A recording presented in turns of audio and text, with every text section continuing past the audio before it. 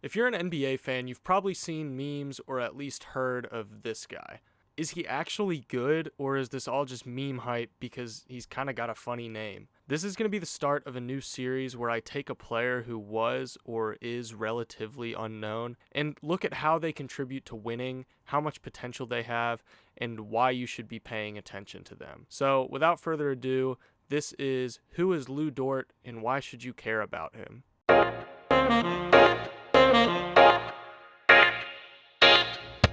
Lou Dort is a Canadian professional basketball player for the Oklahoma City Thunder. He started his career in Montreal playing street basketball at Saint Laurent Park. He originally started out playing soccer as a goalkeeper, but his brothers encouraged him to take up basketball. Dort's early interest in basketball and his time playing street ball helped him avoid participating in gang activity, which was heavily prevalent in the neighborhood he grew up in. His first exposure to organized basketball was in a local neighborhood league in Montreal. At the age of 15, he began weight training. At this time, he was 5 foot 11 inches, and he'd continue to grow 1 inch per year through the rest of his teenage years. He spent his freshman year of high school in Quebec, where he would play for the Brookwood Elite in the AAU circuit. He played for Team Canada at the Adidas Nations tournament, where he averaged 9.2 points and 4 rebounds over the course of 4 games. Up until this time, Dort only spoke French, so he transferred to Arlington Country Day School in Florida so he could face better competition and start to learn English. In August of 2016, Dort participated in the Nike Americas team camp, where he was awarded MVP of the All-Star game. He moved to Conrad Academy in Orlando for his junior season, and there he would score 30 points in the BioSteel All-Canadian basketball game, and he was named the team MVP.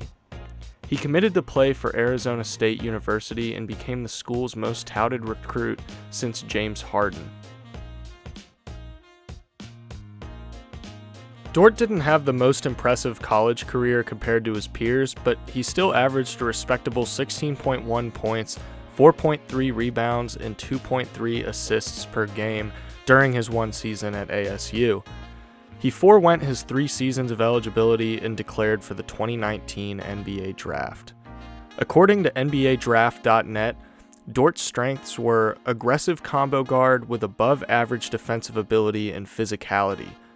Dort was also believed to have impressive strength and was often compared size-wise to an NFL safety.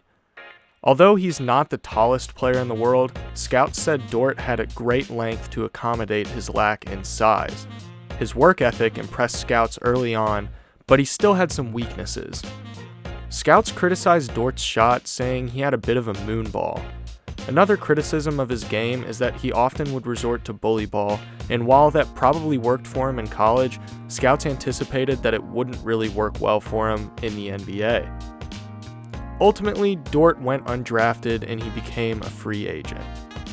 Dort going undrafted came as a surprise to coaches and scouts around the league, primarily because most feedback he had gotten was positive. This is where his career starts to get exciting. After going undrafted, the Oklahoma City Thunder picked up Dort on a 2-way contract. For those who don't know, a 2-way contract is a contract that allows a player to play for both the G League affiliate as well as the main NBA team, but only in a limited number of games. Dort had his NBA debut on December 6, 2019.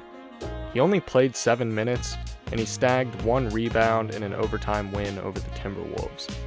He wouldn't crack 20-plus points until January 29, 2020, where Dort scored a career-high 23 points with 2 rebounds, a steal, and a block in a win over the Sacramento Kings. Now, Dort only played in 13 games for the OKC Blue. His numbers while in the G League were still impressive. He recorded 19.5 points on 44, 33, 60 shooting splits. His free throw shooting was a concern, but the foundation for a quality player was clearly there, and with a player like Dort and his work ethic, the team knew that he could improve. On June 24, 2020, the Oklahoma City Thunder signed Dort to a 4-year, $5.4 million contract. I want you to understand this. Dort is a very, very solid player with a lot of potential, and he is only making $1.3 million a year. After signing his contract with the Thunder, Dort played in 36 games, only averaging 6.8 points per game on bad shooting efficiency.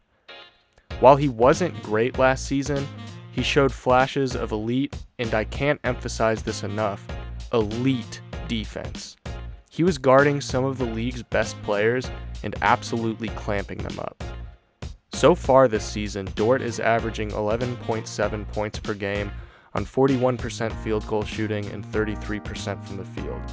That doesn't sound great right now, but keep in mind, Dort is very, very young. He has plenty of room to grow offensively, and he's in the perfect situation to do so. The Thunder are tanking, and he can focus solely on improving his offensive mechanics and continuing to grow as a defender. Dort is averaging almost a steal per game, and his perimeter and help defensive IQ are elite. We saw what he was capable of in the first round of the playoffs against James Harden.